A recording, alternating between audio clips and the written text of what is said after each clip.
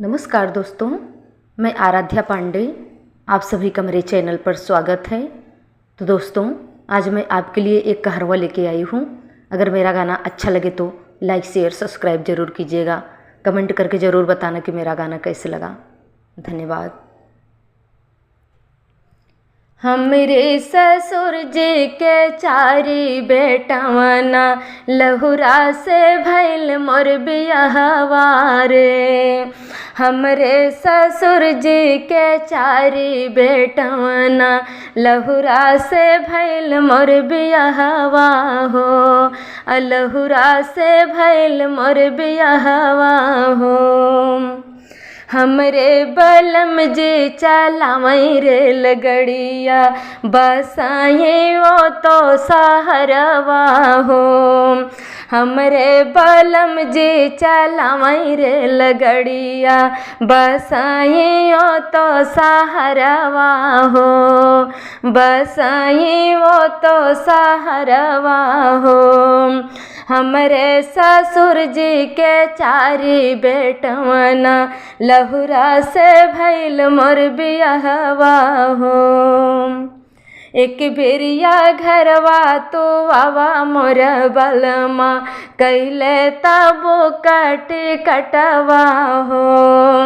एक बेरिया घरवा तो आवा मोर बलमा कैले तबो कटे कटवा हो। कैले तबो कटे कटवा हो।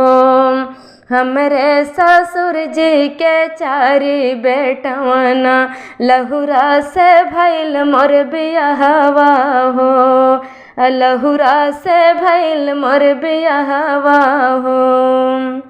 हमरी जेठानी खोबा अगिया लगावई हमसे करवई बटवरवा हो।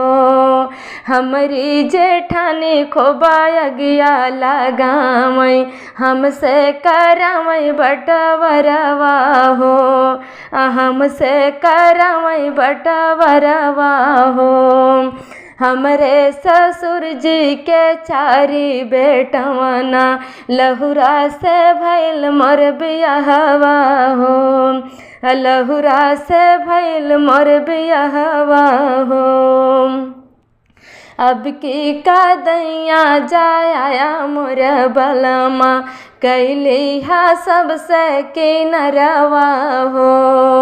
अब की कादैया जाया मोर बलमा कैली हा सबसे किनरवा हो। हाँ कैली हा सबसे किनरवा हो। हमरे ससुर जी के चारी बेटवना लहुरा से भैल मोर बियाहवा हो।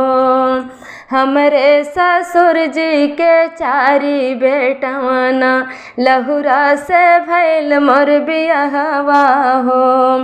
हमरे बलम जी चलावई रेलगड़िया बसाई ओ तो सहरवा हो। और बसाई ओ तो सहरवा हो।